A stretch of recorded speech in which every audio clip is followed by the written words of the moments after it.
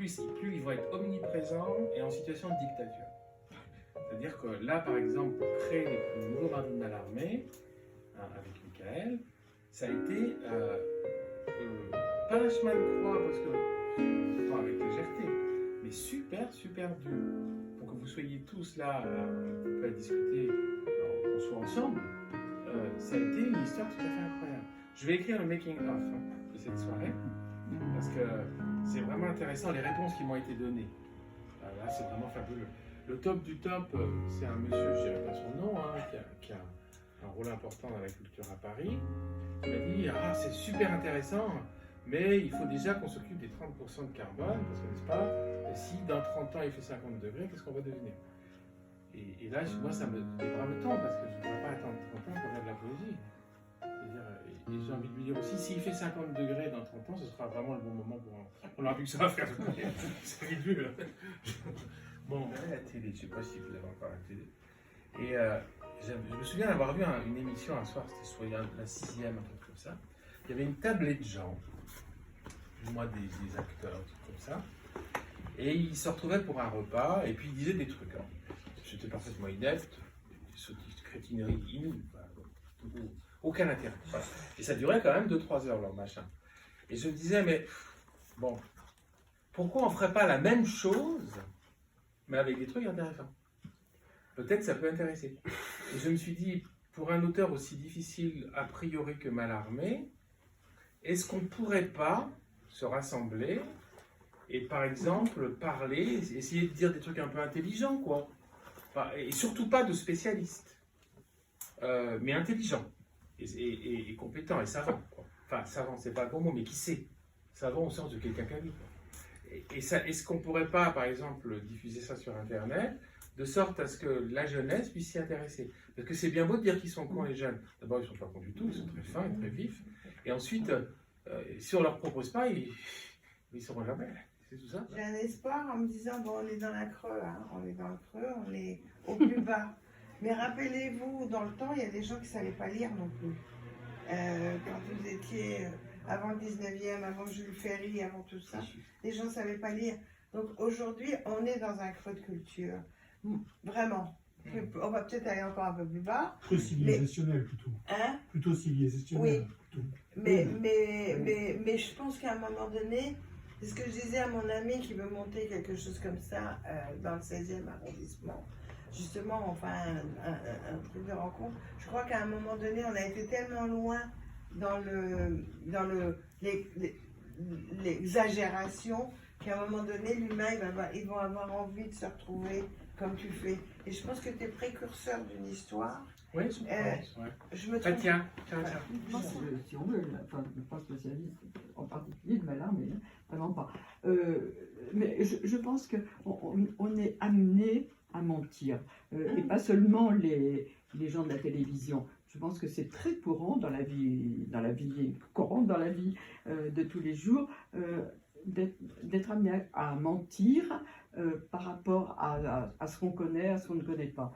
Je pense, enfin c'est pas tout à fait la vie courante, il y a par exemple, j'entendais à la radio Pierre Bayard. Vous voyez, Pierre Bayard, qui est écrivain édité aux éditions de Minuit, qui a écrit par exemple, c'est le livre qu'il avait fait un peu connaître, Comment parler des livres qu'on n'a pas lus. Comment parler des livres, ça ne vous dit rien? Comment parler des livres qu'on n'a pas lus? Je l'ai. Ça vous dit quelque chose. Bon. Et il écrit des choses assez drôles. Il est psychanalyste en même temps et il écrit assez souvent des textes qui sont un peu à double sens. Par exemple, il en a écrit un qui s'appelle pendant la Deuxième Guerre mondiale, aurais-je été bourreau ou résistant? Bon, je trouve que je n'ai pas lu tout ce qu'il a écrit, mais il écrit des choses assez intéressantes. Bon, enfin, toujours est-il qu'il parlait, il était amené à évoquer Proust, et il disait, ce qui me semble assez juste, maintenant, beaucoup de gens disent « j'ai lu Proust », il est évident qu'ils n'ont pas lu Proust. Et ce n'est pas seulement les gens de la télévision. Je pense qu'on est... je pense qu'en France, enfin, c'est très général ce que je dis, je me trompe sûrement, je dis parce que je ne suis vraiment pas certaine d'avoir raison. Je pense qu'on a gardé un certain complexe d'une France qui a pu être d'abord du français qui était parlé dans toute l'Europe, et puis d'une littérature qui était assez largement diffusée. Ce n'est largement plus le cas. Alors, on Et peut se poser la question de savoir pourquoi. Alors oui, exactement. Mais par ce fait, Si vous voulez on du se pourquoi, croit allez-y. obligé de faire croire, bien qu'on lit encore. Non, je crois. Non, assez moi je souvent. crois que c'est vrai. Mais je me trompe peut-être. Hein. Pour Mallarmé, par exemple, qui est un bon cas, hein, parce qu'on ne peut pas Mallarmé comme ça quand on a 5 minutes. Mallarmé disait: je ne mets pas 6 mois à écrire un poème pour qu'il soit compris en 10 minutes. Là, il y a malentendu. Il disait aussi: si on veut me faire croire que quelqu'un de non préparé à la poésie, de non cultivé, peut comprendre quelque chose à mon texte, à mon livre ou à mon poème, alors là, il y a forcément escroquerie. Voilà, c'est pas possible. C'est juste pas possible. C'est pas la peine de le raconter, c'est pas possible. Voilà. Il y a une préparation qui est obligatoire et nécessaire. Je ne pense pas que les gens mentent plus aujourd'hui qu'il y a 100 ans. En revanche, il y a une économie du mensonge, qu'on appelle le spectacle, qui, elle, se nourrit de ce mensonge-là. Oui. Après, est-ce que tous les textes sont faits, enfin, appellent de la musique? Si le texte est vraiment parfait, enfin, Voilà, la poésie suffit elle-même. voilà, elle mais appelle de la musique. par exemple, typiquement Maeterlinck, toujours pour en rester à Debussy, il y a quand même de la place pour un mystère, un parfum, une littérature qui ne va pas jusqu'au bout du sens des mots, qui ouvre juste des horizons. Alors là, pour le compositeur, il s'engouffre, c'est fabuleux. Après, si c'est vraiment des vers où il y a plein de sens, premier, second, pour le compositeur, on vient parasiter ça finalement.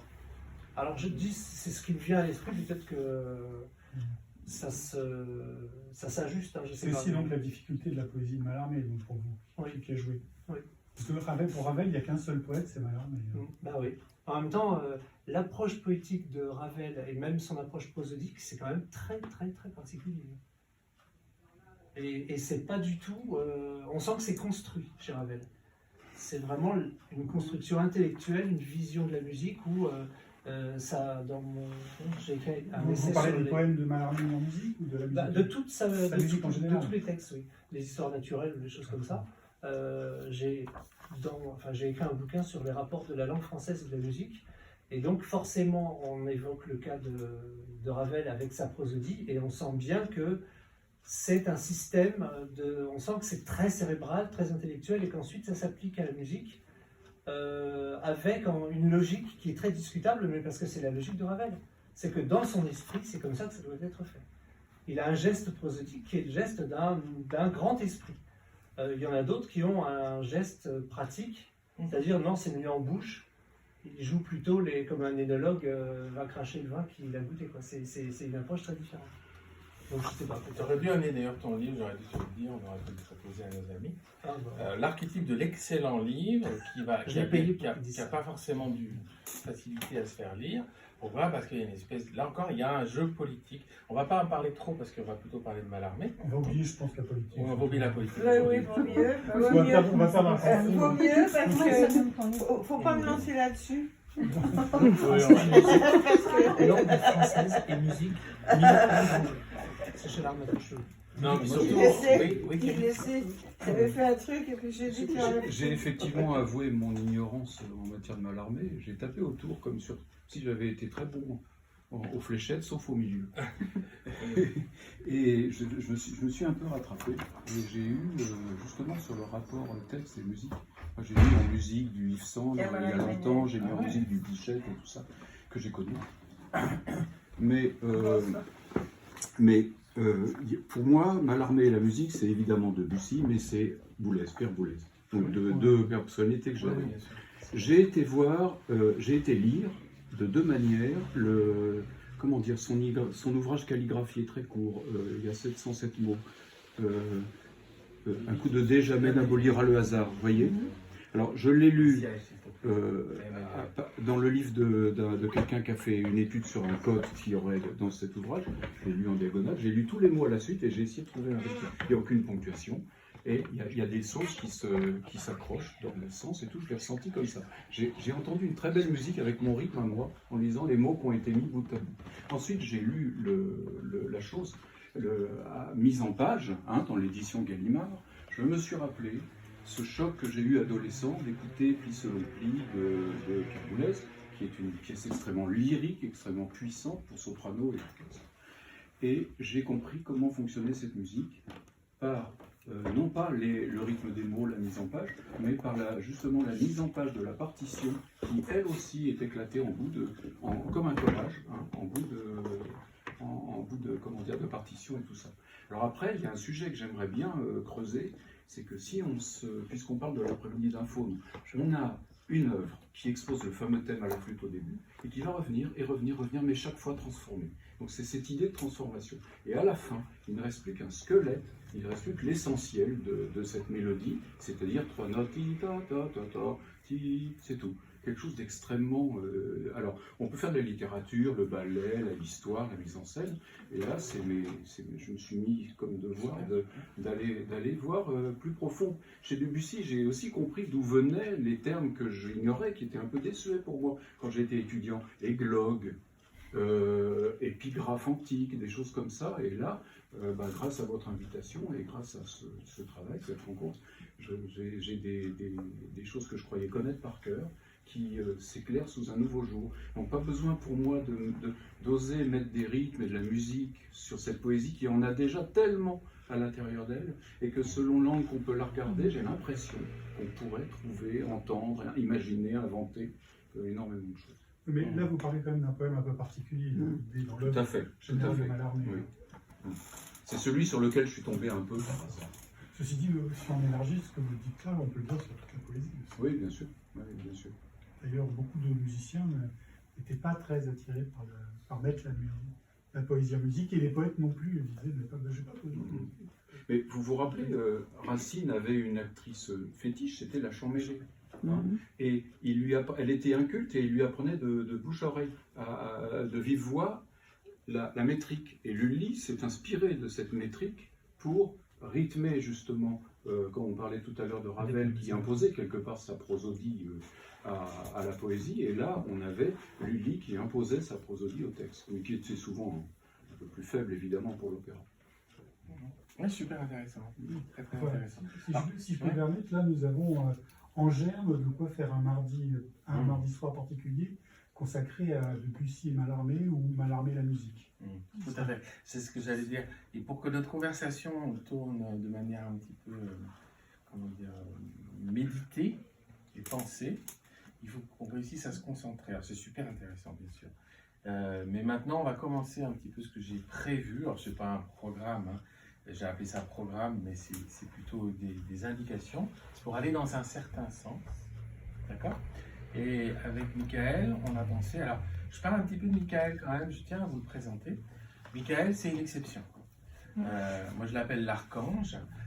C'est quelqu'un qui vit à Valvin, tout près de Valvin, et qui, depuis des années et des années, essaye d'expliquer aux gens du coin qu'ils ont quand même la chance de vivre dans un pays merveilleux, puisque c'est un endroit où de très très grands poètes et très grands musiciens ont vécu. Ils étaient, parenthèse, ils étaient tous là. Je ne sais pas si les musiciens connaissent le Bel et Bas avant. Alors, est-ce que vous pouvez parler un tout petit peu plus fort? Oui. Pardon. Parce que moi, je suis un peu sourde. D'accord. Moi aussi. Pour tout le monde, je pense. D'accord, ok. Parce qu'il y a des sourds. D'accord, bon, excusez-moi. Volontiers, Jacques. Tiens, tu veux un peu de temps? J'ai passé autant de temps à écrire qu'à faire de la gueule, la voix sur la scène. Alors, je vous informe en passant que j'ai eu des relations avec le musée Mallarmé de Valvin, qui m'a écrit encore ces derniers temps. Il est tout à fait vraisemblable qu'au printemps ou l'été, en fonction de la réouverture du musée, on fasse un nouveau mardi de Mallarmé décentré à Valvin, ce qui me paraît totalement utile et nécessaire. Et alors, dans ce cas-là, on pourra peut-être faire les jumeler, enfin faire un lien entre le musée Mallarmé et le Bel et Bas à Avon, qui est un lieu qui était la propriété de Durand. Je ne sais pas si vous connaissez les partitions Durand. Ah oui, Très connu, l'éditeur Durand, Jacques Durand, puis son fils aussi. Et donc ils étaient tous là, hein, Ravel, Debussy, et puis les compositeurs français de l'époque, très connus. Donc je ne peux pas les citer parce qu'ils étaient une quinzaine, c'était un haut lieu de la musique française en fait, à l'époque. Et il y avait des liens donc très intimes entre Mallarmé et Debussy et les musiciens et les physiques. Ils allaient à pied entre Valbrin et le Bel et Bas qui était à Avon, de l'autre côté de la Seine, etc. Et à pied, c'est ça qui est Et c'est tout à pied parce qu'ils n'avaient pas, non, ils marchaient beaucoup. Hein. Vivi, j'ai besoin de mon ordinateur pour Serge. Donc là, il y aurait la possibilité de faire. Il y aurait beaucoup de choses à faire sur le plan de la musique et de la poésie. Là. Voisin, parce qu'il était locataire. Et dans cette grande maison très jolie d'ailleurs, voilà, les voisins ils en avaient marre, parce qu'ils faisaient tout le temps du jardinage, eux ils ne voulaient pas, quoi. Ça les gonflait complètement. Il faut bien comprendre quand même que tous ces artistes, tous ces créateurs, n'étaient pas forcément des gens qui avaient pignon sur rue. Hein. Éric Satie est mort il n'y a pas très loin d'ici, me disait une dame du conservatoire, dans la misère. Hein. C'est pas un pauvre, c'est dans la misère. Il n'y avait plus rien. C'était même pour manger, quoi. C'est-à-dire, voilà, quand Baudelaire est mort, il passait pour un cinglé. Hein. C'est aussi simple que ça. Hein. C'était le cinglé de service. Hein. Et il se cachait derrière les portes du bal à Ménilmontant. Il disait bonjour, je suis la mort. Les gens, ça leur plaisait pas du tout. C'est horrible. Hein. Et il y avait 30 personnes à son enterrement. Bon, évidemment, il n'y avait que du beau monde. Hein. Verlaine, Le etc. Mais bon, en attendant, c'était quand même des gens qui étaient des gens bizarres. Il faut qu'on prenne conscience, nous, ici, que autant que nous sommes déjà plus nombreux qu'à bien des mardis de Mallarmé. Je disais à Michael, tu sais, on ne va pas remplir le Stade de France. C'est pas l'objectif. L'objectif, c'est d'essayer d'être ensemble le mieux possible entre gens qui s'intéressent. Voilà, ça c'est plutôt de la prose, tout à fait génial, hein, les deux. Hein. Et pas très lu finalement. Pas très lu. Et on discutait avec une grande universitaire il n'y a pas très longtemps, je ne citerai pas le nom, que je n'ai pas invité ici. Voilà, je me suis rendu compte qu'elle n'avait pas lu le bouquin. Quoi. Elle avait écrit un livre entier sur les femmes de Mallarmé, mais il y a des extraits de ce livre que je connais très très bien, elle ne les a pas lus. Ouais. Pourquoi? Parce que tout simplement, il arrive un moment où on parle de soi. Comme moi, je prendrais le risque d'être très vite vaniteux, si jamais je parle trop. Voilà. Et quand on parle de quelqu'un, il faut lui laisser la parole assez vite. Alors, je vous lis un extrait, et puis ensuite, je donnerai la parole à Michael. Alors, Le Guignon, c'est le tout premier texte publié dans les poésies de Mallarmé. Au-dessus du bétail ahuri des humains. C'est pas moi qui le dis. Hein. Moi, quand je le dis, on dit Philippe, t'es vaniteux, tu me fais chier, c'est abominable. Au-dessus du bétail ahuri des humains, bondissaient en clarté les sauvages crinières, des mendilleurs d'azur le pied dans nos chemins. Un noir vent sur leur marche éployée pour bannière, la flagellée de froid telle jusque dans la chair, qu'il y creusait aussi d'irritables ornières. On dit, monsieur, c'est pas la belle vie. Hein. Véritables ornières, vie très très difficile. Hein. On parlera du côté masochiste un petit peu de Mallarmé. Il ne sort pas de nulle part. À force d'être maltraité par tout le monde, on devient un petit peu masochiste, un peu fatal. Quand même. Toujours avec l'espoir de rencontrer la mer, et là la positivité. Mallarmé était un type très très positif. Viviana me faisait remarquer que sa signature, vous regarderez, elle part vers le haut.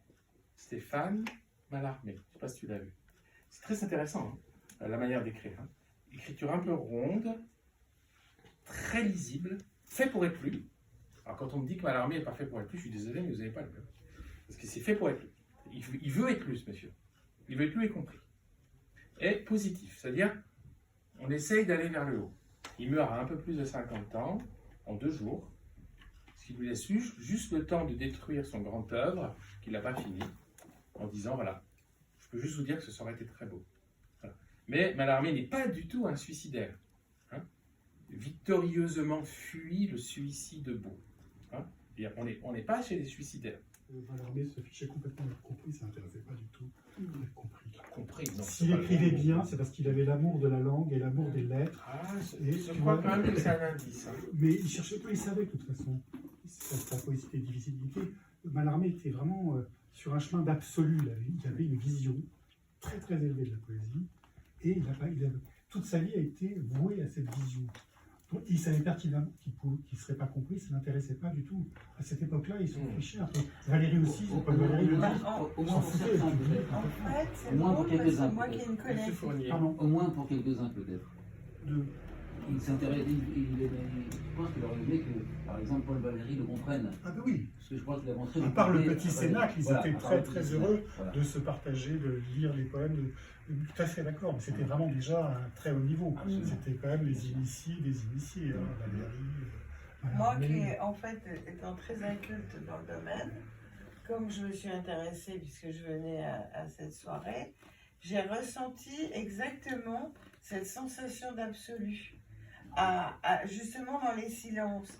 Peut-être parce que j'ai travaillé les lettres hébraïques à un moment donné, et en fait, j'ai ressenti, effectivement, c'est ce que j'ai Et ressenti. c'est une des clés pour entrer chez Mallarmé, cette exigence de la langue. Et c'est ce que je t'ai dit, en fait, Savoir qu'on va c'est aller. le silence. Certains disent on ne peut pas aller plus haut que C'est là, Mallarmé à je ce niveau-là. te fais je voir pense. avec tout le monde. C'est tout ce que je pouvais dire. Pour l'instant, je te fais Je n'y écouter. connaissais rien, Je te fais justement. intervenir Donc, tout à l'heure. C'est Mais peut-être c'est parce une bonne que entrée, ça. c'est peut-être parce que je J'entends ne pas. connaissais rien J'entends que pas, j'ai j'ai frère. ressenti. Sûrement, probablement. Faut mieux aborder les choses comme ça. Là, il faut qu'on règle le paramètre Ah, audio. là, on est à Saint-Malo, là.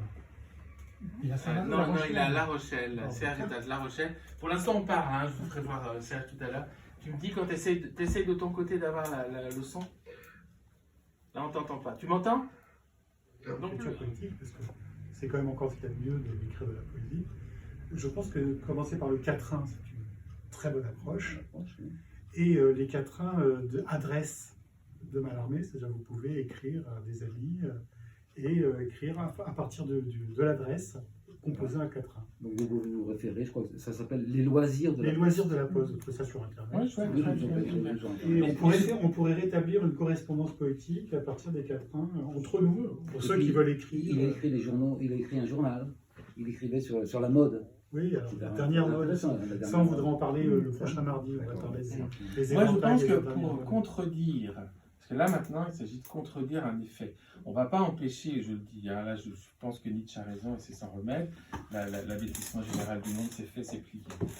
Mais il est possible de proposer autre chose, ça c'est toujours possible. Il y aura toujours une élite de gens qui vont faire des choses très belles. Et plus elle sera large, mieux ce sera, mais bon, on fera ce qu'on pourra. Pour contredire tout ça, il y a le sens de la poétisation du monde. C'est-à-dire que le poème n'est pas que dans le livre, mais qu'il est dans la vie de tous les jours.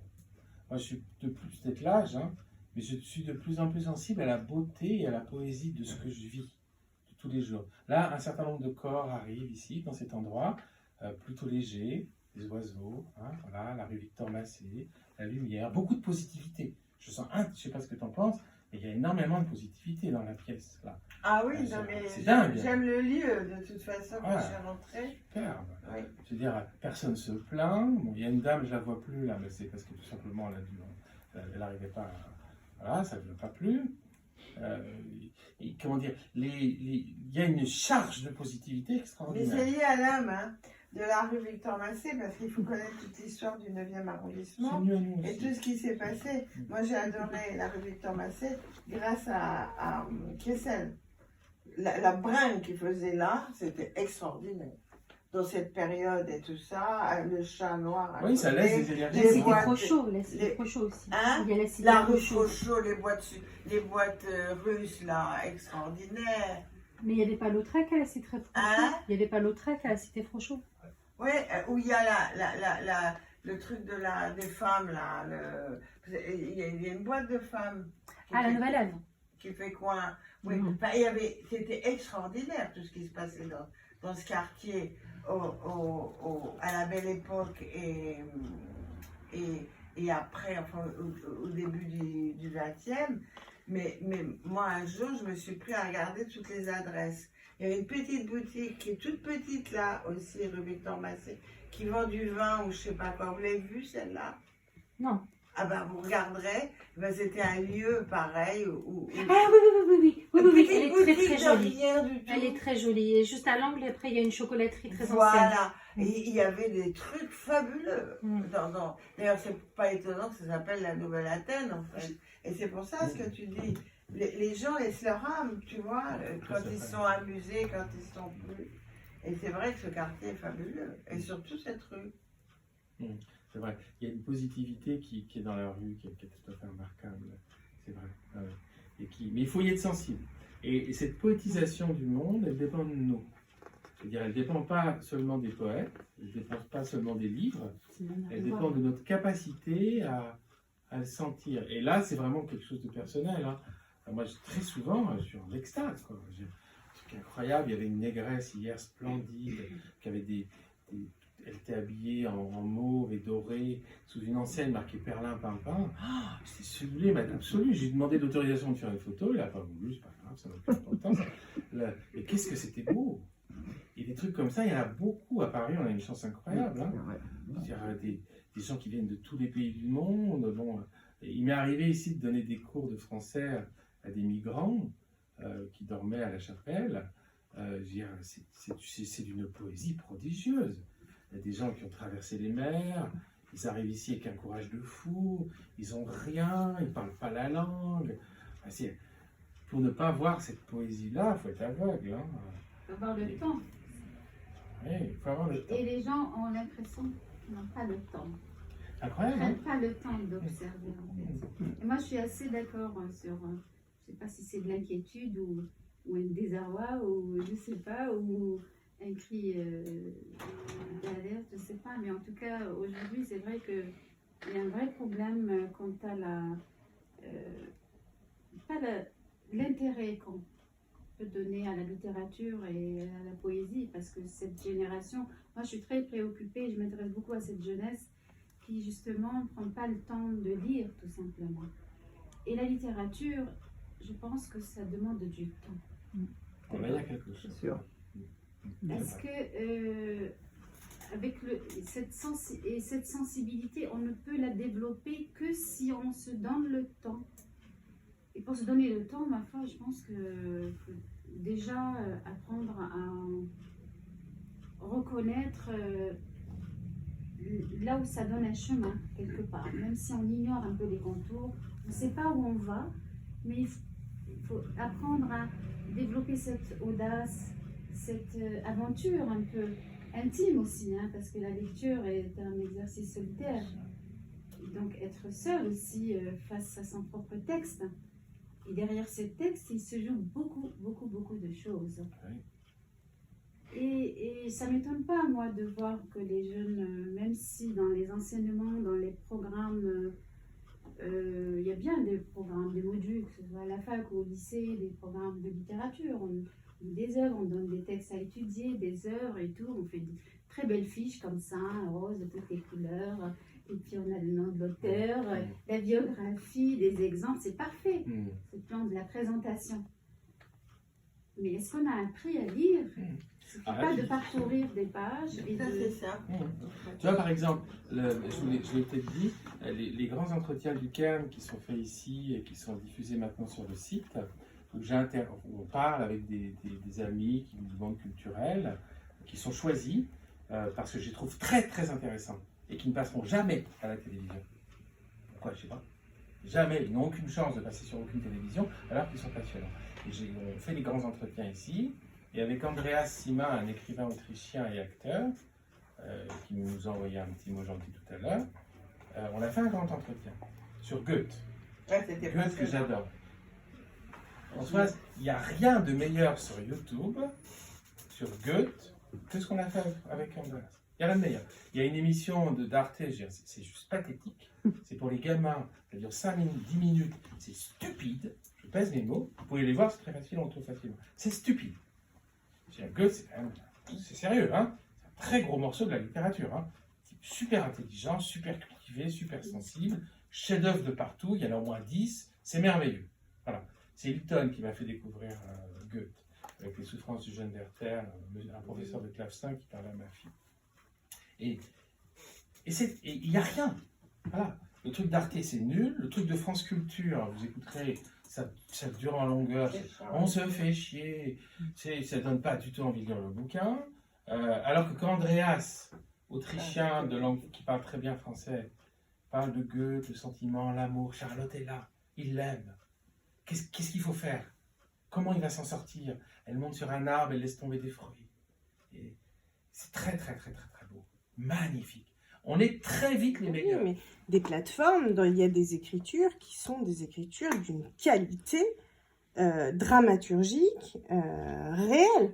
Donc, moi, je ne suis pas aussi... À quoi vous pensez? Parce que c'est vraisemblable. Je pense notamment à des séries télévisées qui sont extrêmement bien écrites. Alors, pas forcément que dans les séries françaises, c'est sûr, mais même des séries comme Engrenage, où c'est extrêmement bien écrit, c'est extrêmement bien pensé, les personnages sont très forts, et il y a... Alors après, on peut réfléchir quant à... j'ai envie de dire les sujets ou les thématiques qui sont abordées, mais voilà, moi je suis allée voir là Ruy Blas, mis en scène par Jacques Weber la semaine dernière, à Marigny. Franchement, je me suis pris une claque et j'ai trouvé que c'était pas tout jeune, hein, et j'ai trouvé les acteurs, enfin moi je suis comédienne à la base, et notamment les jeunes, là, le jeune qui joue Ruy Blas, j'ai trouvé absolument formidable. Et il fait des références à la Casa de Papel, et ben je trouve ça hyper fort, c'est hyper intelligent, et c'est une façon aussi d'amener la culture dans une modernité qui parfois lui permet de la dépoussiérer. Enfin, moi je suis... Mallarmé, je connais pas hyper bien, mais Baudelaire, je connais. J'ai fait des classes prépa, donc je connais quand même un peu. Mais je connais je connais bien Baudelaire, j'aime profondément la poésie.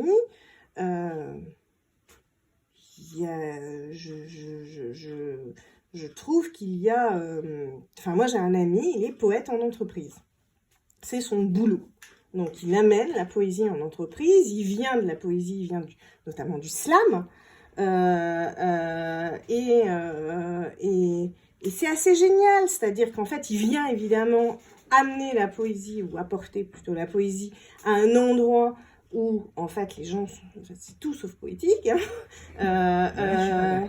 Et en même temps, en tout cas, les rapports des gens entre eux, et en fait, les gens sont friands de ça, de poésie, et d'ouverture, et de découverte. Donc je pense qu'il peut y avoir une appétence. Après, ça demande une exigence, comme vous disiez tout à l'heure, et c'est sûr que la question de la lecture est quelque chose de compliqué dans cette dimension solitaire. Enfin, pardon, je suis en retard parce que j'avais donné une formation à des étudiants en cinéma à Elancourt, donc c'était très loin. Et moi, mon approche, elle est psychanalytique et elle vient de la psychologie. Et donc, j'enseigne la psychologie des personnages. Et en fait, j'avais 25 étudiants qui ont écouté et qui étaient passionnés par ce que je disais et qui, évidemment, connaissent rien du tout à la psychanalyse. Qui connaissait pas Ruy Blas, je leur ai expliqué 2-3 trucs. Mais, en fait, quand on raconte et quand on présente pas de manière hautaine, eh ben, ils s'intéressent, quoi. Vraiment, ils s'intéressent, en fait. Et ils sont ressortis. Enfin, moi, je suis venue avec mes livres. Tous les étudiants ont acheté mon bouquin. Et alors, évidemment, mon biais, c'est les séries télé pour parler de psychanalyse. Donc, c'est un biais particulier. Mais je suis étonnée de voir que, en réalité, si on a les codes, et je trouve ça poétique, pour le coup. Il y en a une de série sur la psychanalyse, Betty Pool. Oui, tout à fait. Oui, tout à fait, avec toutes les Betty Pool et puis toutes les versions in treatment et en thérapie. Mais c'est un peu exceptionnel, magnifique. Et ça, c'est une série qui est très bien écrite. Magnifique. Où l'écriture est vraiment... c'est très ciselé, en fait. C'est très intelligent. Très intelligent, je suis d'accord aussi. Moi, j'ai été épaté. C'est remarquable. Après, bon, l'histoire, psychanalyste qui tombe amoureux, etc. Il faut faire tourner un peu la machine. Mais c'est les personnages... C'est des choses qui arrivent. Hein. C'est puissant. Oui. Tu dis que ce sont des choses qui arrivent. J'ai envie de dire hélas. D'ailleurs, ça arrive tout le temps, en fait. La psychanalyse, c'est de l'amour. Hein. Absolument. Alors, je propose qu'on passe à Michael maintenant. Oui, Tu avais quand prévu même. quelque chose de passionnant sur comment on lit le Vierge et le Vivace aujourd'hui de Mallarmé. C'est un poème, un des plus célèbres de Mallarmé, et Michael s'est proposé de nous partager une certaine manière de le lire. C'est un peu dur à lire, hein, Mallarmé au départ. Hein. Tout à fait entre nous, je ne trouve pas que ce soit si dur. Maintenant que je suis dedans depuis des années, pour moi c'est limpide. Pas tous, hein, mais quand je capte vraiment très bien. Par exemple, L'après-midi d'un faune, qui est un texte érotique, hein. C'est presque porno, hein. Bon, je sais le lire. Hein. Bon, bah voilà, il faut être aveugle pour pas le lire. Quoi. On est d'accord. Hein. Et puis même d'autres textes qui sont soi-disant difficiles, comme par exemple le fameux sonnet du Ptyx. Bah, vous le lisez 150 fois, et bah, au bout d'un moment, vous aurez compris. Ok, 150 fois. Voilà, non, mais il est faux. Ça fait partie du jeu. Je ne sais rien, parce que je sais qu'il y a des poètes qui ne savent pas. Mais chez Mallarmé, le mot procède la pensée et souvent la détermine. Mallarmé commence par écrire les rimes. Ah oui. Ah non, mais c'est pas évident, il y a plein de poètes qui le savent pas du tout ça. À l'époque, c'était assez courant de le savoir, les poètes le savaient. Dans une scène d'Edmond Rostand, dans la scène de Cyrano, il cherche d'abord ses rimes. Dans la scène du duel. Ouais. Attendez, j'ai cherché mes rimes, et puis c'est après qu'il construit Ouais. le sonnet. Et donc le célèbre poème en mix de Mallarmé, on a une épreuve, hein, Ah, où on a toute la liste des rimes, et Mallarmé dit j'ai trouvé mes rimes, etc. Donc il commence par les rimes. Et puis une fois qu'il a trouvé toutes ces rimes, il commence à choisir des sonorités en rapport avec ces rimes à l'intérieur du vers. Et ensuite les mots prédominent ces sonorités, et enfin les vers. Vous voyez, c'est vraiment un travail de compositeur. Parce que dans la rime, il va chercher le son, c'est la substance sonore, est-ce que ce sera la voyelle ou la consonne.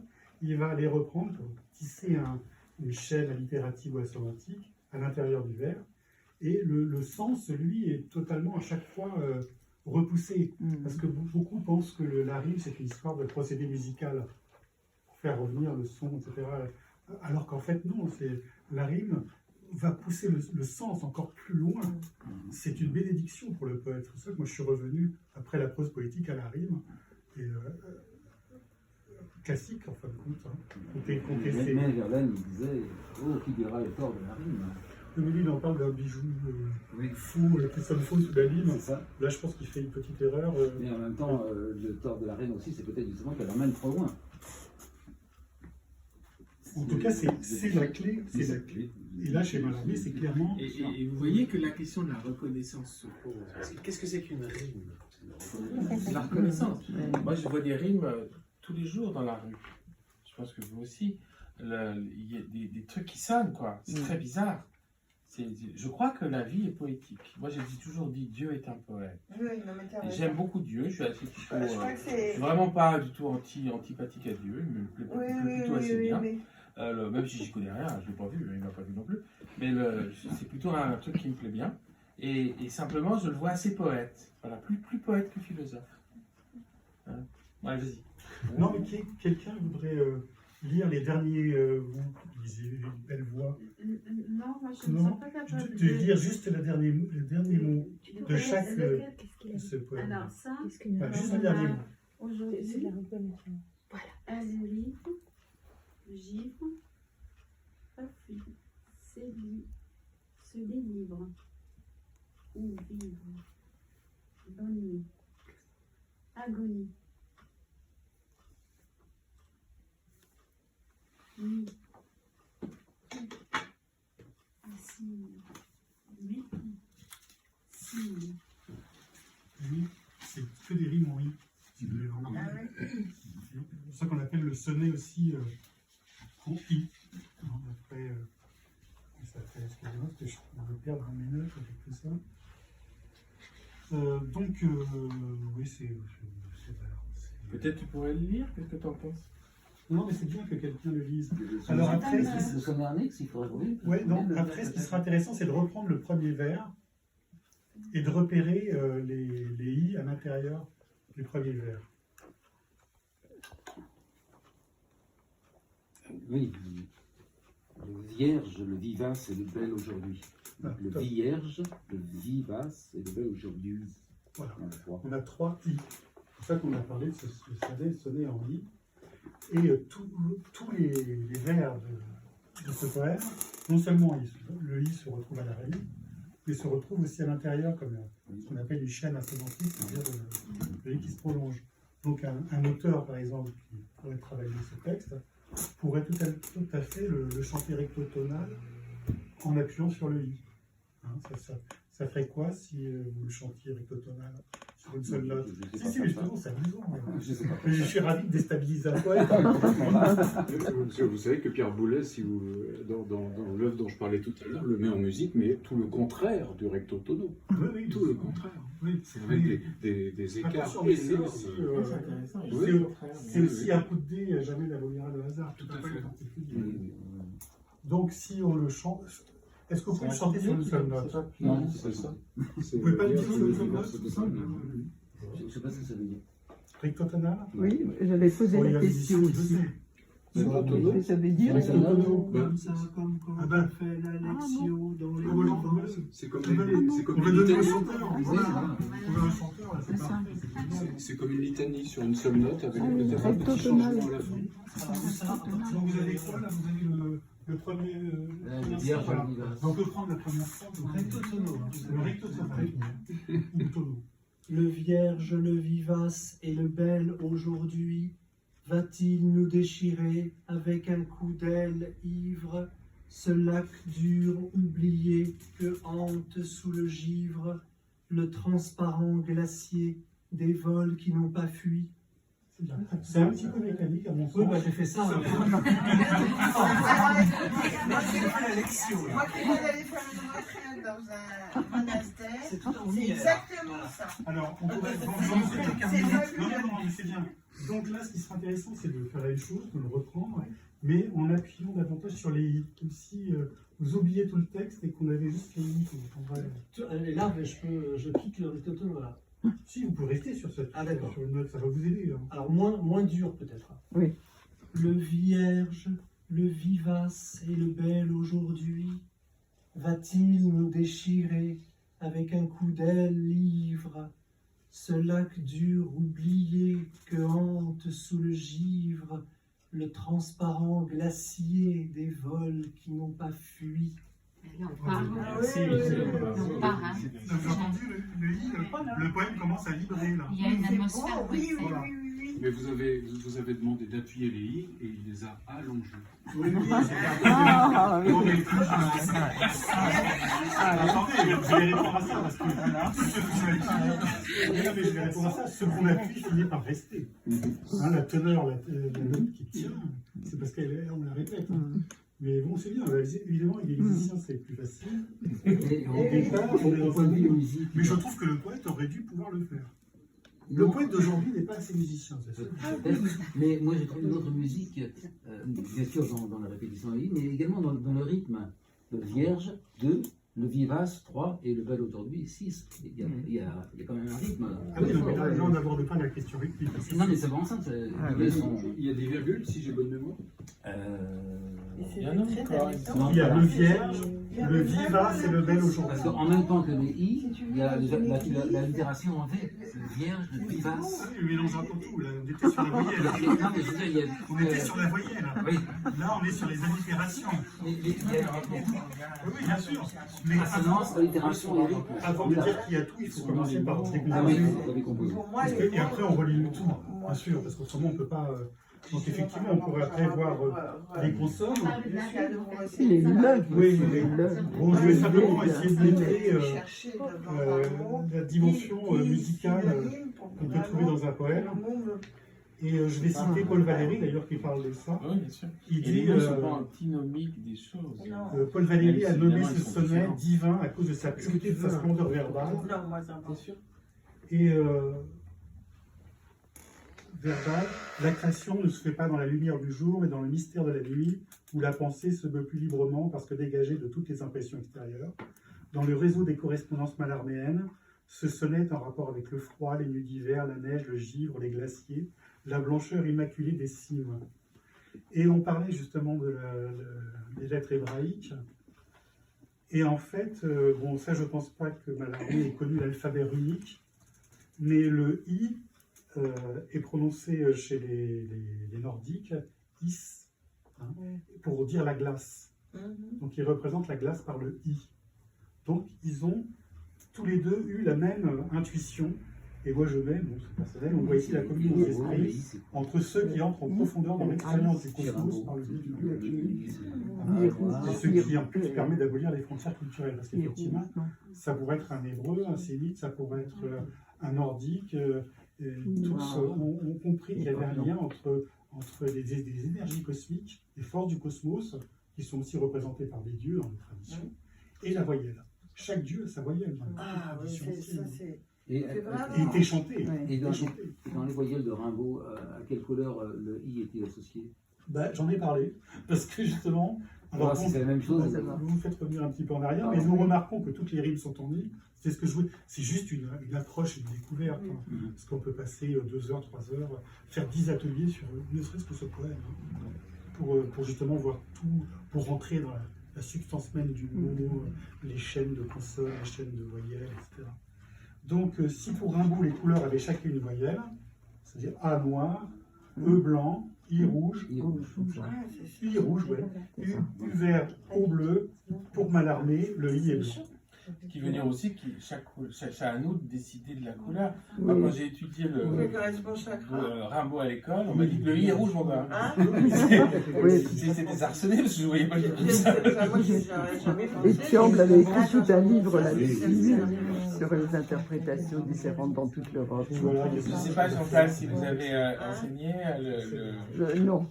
Les voyelles, le sommet des voyelles, non plus. Non, je ne me hasardais pas. Je l'ai lu. Avec des élèves, mais enseigner, non, je lisais beaucoup. Pardon ? On arrive à parler de poésie à l'école, je t'assure. Oui, non, mais... 3 ans, on y arrive. Avec les élèves, je lisais de la poésie. Quelle est sa spécificité? Mais c'est le terme enseigner qui ne va pas. C'est lire, voilà. Oui, lire profondément. Je me souviens de leur avoir fait lire l'Autriamont, par exemple. Ah oui. J'ai eu une année, une élève qui était passionnée de l'Autriamont, qui avait réussi, c'était en classe de première il y a très longtemps, qui avait réussi à passionner la classe avec simplement son Malte de Rore. Je ne parle pas des poésies de Malte de Rore, avec les chants de Malte de Rore. C'était une élève. Elle l'avait calligraphié et ça avait pris de cette façon-là.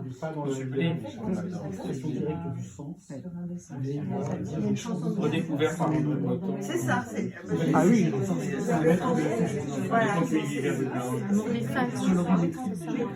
Mais c'est-à-dire qu'ils peuvent y être sensibles. Ah bien sûr. Beaucoup plus que... Je me souviens... Beaucoup plus. Mais quel travail, etc. Oui, donc ça veut dire que j'avais prévu de rester au moins un quart d'heure sur un seul vers. Mais il faut bien savoir que Mallarmé, d'abord, passe énormément de temps donc, à travailler sur chacun de ses vers. Ça pouvait pas simplement des heures et des nuits, mais des mois et des années. Des années sur un seul vers. Donc voilà. Et je dis, mais qu'ai-je fait fondamentalement ici, ce qu'on a abordé, en fait, de la musique. Parce que la poésie est avant tout chant, avant tout musique. Et celle de Mallarmé est sur ce plan d'une exigence extraordinaire. Quand Mallarmé a déclaré que Verlaine était le plus grand poète de son temps, celui qui a chanté avec ou sans parole, alors que lui, dans sa modestie, n'avait fait que désigner très loin un livre inachevable, on pourrait lui répondre qu'en effet, si Verlaine était un grand chanteur, lui était sans aucun doute un grand compositeur, peut-être même le plus grand compositeur de la poésie française. Et après, je peux le démontrer par ce travail de présentation où vraiment on rentre dans la composition musicale du poème. C'est le compositeur. Et alors, je vais finir là-dessus. Donc, aborder la poésie de Mallarmé sous son angle musical est fondamental, parce que pour Mallarmé, écrire de la poésie, c'est faire de la musique. Et il le dit clairement dans la lettre qu'il a écrite à Edmund Gosse le 10 janvier 1893. Je fais de la... Alors ça, écoutez-le, c'est formidable. Et après, relisez-le, les musiciens, c'est vraiment... Et vous avez toute la clé pour comprendre Mallarmé. Je fais de la musique, et appelle ainsi non celle qu'on peut tirer du rapprochement euphonique des mots, ce qu'on vient de faire là, cette première condition va de soi, mais de l'au-delà magiquement produit par certaines dispositions de la parole, où celle-ci ne reste qu'à l'état de moyen de communication matérielle avec le lecteur, comme les touches du piano. Vraiment, entre les lignes et au-dessus du regard, cela se passe, en toute pureté, sans l'entremise de cordes à boyaux et de pistons comme à l'orchestre, qui est déjà industriel, mais c'est la même chose que l'orchestre, sauf que littérairement ou silencieusement. Plus simplement dit, François Côté, que vous aimez beaucoup, puisque M. Fournier s'occupait du mercredi des poètes Au café de François Côté. Café François Côté. Donc François Là, c'est Côté. Léon-Paul Fargue. Ouais. Ah bah, On en reparlera. Là, c'est Léon-Paul Fargue. Ouais. Donc François Copé commentera plus simplement la pensée de Mallarmé dans son anthologie des poètes du XIXe siècle, paru la même année. Et il dit « Lorsque tant de contemporains font de la peinture avec des mots, voici un poète qui s'en sert pour faire de la musique. » C'est clair, à l'époque c'était clair. Et Mallarmé dira aussi, parlant de poésie, de toutes les formes d'écriture possibles de poésie, tout existe pourvu que cela chante. Ah, c'est joli. Voilà. c'est magnifique. Je crois que là, vous avez la clé essentielle pour rentrer dans la poésie de Mallarmé. Il ne faut surtout pas s'inquiéter de la question « je comprends » ou « je ne comprends pas », parce qu'on s'en fout complètement. De toute façon, cet mystère nous entraîne dans les profondeurs du mystère et du mystère du langage lui-même. C'est ce que j'ai essayé un petit peu de démontrer. Et donc, de le lire, de prendre un seul vers, de l'apprendre par cœur, de le lire, de le relire silencieusement, c'est la meilleure façon d'entrer dans la poésie. Pour finir ce mardi, je vais me permettre de vous lire un extrait des faux. C'était superbe. C'est magnifique. Très ouais. bien. Merci. Vraiment, c'est bien choisi. Ça hein. va, vous avez Merci, compris, très c'était beau. pas- Ah, pas du tout. Parce que j'ai tellement sabré et Que coupé ça serait qu'il y a- bien Hein de le relire, même, de le revoir. Je sais pas Oui, si ça on peut donne- le retrouver Non, sur ce qui va se passer, c'est que je vais le publier sur Ah le bah site voilà, internet. super. Ah, voilà. Il vous donnera l'adresse et Bah vous pourrez oui. le relire. Absolument. Parce qu'effectivement, Oui, ça parce qu'il y a mérite d'être lu. Ah oui, Absolument. oui, oui, oui, oui, oui. Il y a beaucoup Tout à fait. d'informations et beaucoup de Ouais. choses, en fait. Tout à fait. Bah, écoutez, il y a Ça pas de me problème. plairait beaucoup. Je vais le publier. Oui, je ben publie tout. vraiment, oui. Et puis c'est sûr que bon, ça demande. Parce que c'est profond en même temps. Ça demande, Oui, c'est pour ça, ouais, bravo ça. d'avoir suivi, parce qu'il faut quand même s'accrocher. Il y a quand même une certaine hauteur. quand Non, même. mais c'était clair. Enfin, c'est... Parce qu'on ne parle pas assez de la musique en poésie, ça je dois dire. Mais toute la poésie, Verlaine, c'est. Mallarmé parlait de Verlaine comme le plus grand chanteur du siècle. C'est le plus grand chanteur. C'est beau. Donc, tant qu'on ne comprend pas que c'est du chant, on est à côté. On a Oui, beaucoup c'est perdu ça. la déclamation aussi. Oui, Moi, mais je suis ça, un amoureux de Eugène Green parce que lui, justement, Ah oui. il remet Oui. la déclamation. Du Et pour lui, il y a une 17e. épiphanie qui se crée d'abord en faisant toutes les liaisons, en assumant le texte. Et alors, quand on découvre, on rigole, on dit mais c'est pas possible. Et puis 2 minutes après, on commence à comprendre, on rentre dans son monde et qui est à la fois très mystique et très plein d'une grandeur à laquelle notre époque nous a complètement déshabitués. Mais c'est exactement ça qu'il dit, c'est la musique du langage et l'espèce lui il dit le terme d'épiphanie qui sort du langage, mais encore faut-il l'articuler, respecter sa musique. C'est très intéressant. Est-ce que toi, en tant que musicien, par Eugène Green, je pense que ça bien que tu expliques un peu qui c'est quand même, peut-être tout le monde ne connaît pas. Est-ce que ça t'arrive en tant que musicien de regarder dehors, à gauche, comme ça, et te dire quel bruit ça fait en termes de musique? Surtout, moi je suis obsédé depuis les études que j'ai faites sur le rapport de la musique et du discours, dans la façon dont les gens prononcent ou escamotent, ou moi-même je massacre la langue. Et je suis très sensible aux tics de langage, ou aussi aux postures de chanteur. Quand je me dis, tiens, là, ça c'est pour rendre la note plus facile, on fait un U. Bah, voilà. Et qu'est-ce qu'il faut prononcer comme liaison sur Facebook? Je me suis écharpé parce qu'il y a des gens qui disent qu'il ne faut surtout pas faire la liaison avec les verbes du premier groupe. Et ça s'est enseigné, ça.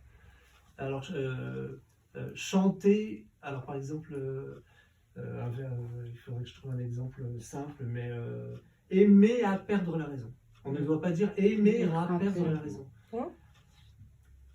Ça se discute quand même, hein, parce que après c'est les enfants, Mais qui dit ça? Parce que moi, quand j'ai fait mes études de théâtre, on devait, au contraire, faire les liaisons. Les gens qui ont chanté Péléas, c'est D'accord. il y a effectivement une tradition. Aimer rapper dans la Ouais, rue, c'est c'est voilà, pas il faut peut-être pas, il faut pas appuyer trop fort. Non, et puis ça Mais il n'y a qu'une seule règle, c'est le chant. Parce que au théâtre, à la base, quand même, et lorsqu'on dit les vers, au contraire, on va éviter les hiatus au maximum. Oui, ça, oui. Donc, on aurait tendance, en tout cas, moi, c'est comme ça que j'ai appris quand j'apprenais Racine et Corneille, etc., à éviter les hiatus, ou alors ils avaient du sens, comme dans certains textes où ils vont avoir du sens, justement, pour le coup, ces hiatus-là. Mais sinon, donc moi j'ai appris à dire les vers, notamment en faisant ce type de liaison.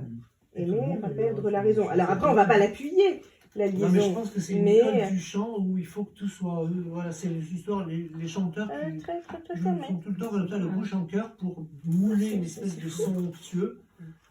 Surtout qu'en plus, cette façon de pousser le son dans le masque est très contemporaine. Hein. Ça a commencé dans les années 1930, on ne chantait pas comme ça. Quand on écoute les grands chanteurs d'avant, Gigli, Rosella Pansel, ils chantaient poussaient pas le son dans le masque. Puis après, il y a aussi le chant français qui est encore une... Pareil, c'est un russe qui a amené, c'est un ténor russe qui a amené cette technique. Après, tout le monde s'y est mis à pousser à fond dans le masque. Moi, je trouve ça affreux. Moi, j'arrive plus à écouter les chanteurs à cause de ça. J'écoute les vieux chanteurs. Moi. Et tu dis, oui, vraiment, je peux plus. Quoi. C'est épidermique, cette façon d'écraser le son vers l'avant, dans le masque, et tout réduire, alors qu'à l'époque, ils laissaient chaque voyelle avait sa place selon chaque auteur. C'est une science. La voix naturelle, on appelait ça en Italie, vieille école du bel canto. Enfin, bon, bref. Et ça, de toute façon, ce qu'il faut, c'est que les musiciens, les chanteurs apprennent la poésie, lisent de la poésie. Avant tout, en fin de compte, avant de chanter, on devrait commencer par... On devrait introduire à fond la poésie partout, mais ça passe pas. Ça passe pas dans les écoles. Je sais pas, vous avez été aussi dans la musique, les musiciens ne lisent pas de poésie, ne la pratiquent pas, alors qu'en fait, ça devrait être une discipline. On l'a subi les rares fois où on étudie le lied et la mélodie française. Ouais, c'est ça. Alors que ça devrait être une discipline enseignée à part entière. Parce que quand même, tous ces grands compositeurs, grands compositeurs Debussy et Ravel, c'était des grands lecteurs de poésie. Attention, hein. Et tous les grands compositeurs sont des grands lecteurs de poésie en général. C'est rare de trouver un compositeur qui ne dit pas de poésie. La question que je te posais, Michel, je la pose à tout le monde, c'est est-ce qu'il est possible de voir de la musique dans les gestes? Voilà, là on est là un peu lourd forcément. Évidemment. Mais voilà, c'est ça que je regarde dehors la rue Victor Massé ou ailleurs, je me dis, est-ce que ça fait de la musique? Alors moi je sais un petit peu, mais je ne suis pas musicien. Est-ce que vous voyez de la musique? La commedia dell'arte, le mime marceau. Non, mais pas que ça. Le mouvement. À vrai dire, je vois plutôt du bruit que de la musique. Il y a un livre qui existe qui s'appelle Musicien par le corps et qui s'adresse aux jeunes danseurs. Ouais. Et qui leur enseigne de manière non écrite une espèce de solfège corporel avec des codes de musiciens, pas avec des codes de danseurs et avec leur vocabulaire. C'est pas tout à fait ce que je dis. Ce que j'essaie de me dire, c'est, voilà, par exemple, il est 11h30 du soir, minuit, je sors d'ici, je vais par exemple une petite bière au petit bar du coin avant de rentrer à la maison voir Vivi. Je regarde les gens, voilà, ça bouge. Souvent, ils ont un peu scotché sur les images, mais quand même, il y a quand même des gens. C'est intéressant, c'est toujours intéressant. Est-ce que ça fait de la musique? Est-ce que ça fait de la poésie? Là, je dis oui. Très clair. Oui, ça fait de la poésie. Parce que la poésie est musique. Musique est poésie. Mais tout mouvement, tout geste est rythme. Oui, mais là, Michael, tout mouvement peut se traduire par une forme musicale ou par... Il y a des gens qui font de la musique avec leur corps. Notamment des filles, c'est pas possible. Elles sont là, elles sont très beau. Et puis il y en a, c'est lourd, quoi. C'est lourd. Là, je vous ai un peu imposé une lourdeur. Je suis vraiment désolé, je vous demande de me pardonner. Non, c'était parce que ça fait partie du jeu. Ça dépend si on a décidé aussi dans sa tête de voir de la musique, ce mouvement quelque part. Ça dépend comment on regarde aussi. On revient toujours à cette question de l'observation. Comment on choisit d'observer? C'est comme le photographe quand il choisit de prendre, il choisit et donc selon qu'il se positionne, ça ne donne pas la même photo, ça ne Même donne la pas pluie, la ça même... fait de la musique. Voilà, exactement. Donc, si on a envie de voir de la musique, ça faisait de la poésie et il voulait savoir à travers le lien entre la poésie et la musique. Je pense pas que ce soit la réponse que tu attendais. J'ai pas entendu ce que tu dis. C'était pas la réponse que tu attendiez. J'attends pas forcément ma réponse. Hein. Moi, ce que j'observe, c'est que parfois ça fait de la musique, souvent ça fait du bruit. Mais en quoi c'est de la poésie quand tu vois une... Ah, c'est de la poésie parce qu'il se passe des trucs bizarres. La poésie commence, là c'est André Breton à Leroy pour ça, Nadja et l'amour fou. La vie fait de la poésie. Mais vrai, il faut regarder, il faut le voir. Et la vie fait de la poésie. Après, il faut se mettre dans la situation. Celui qui part le matin, il rentre chez lui, il regarde rien, il verra rien au bout d'un moment. L'œil sera mort, il verra plus rien. Quand on éveille son œil, il se passe beaucoup de choses.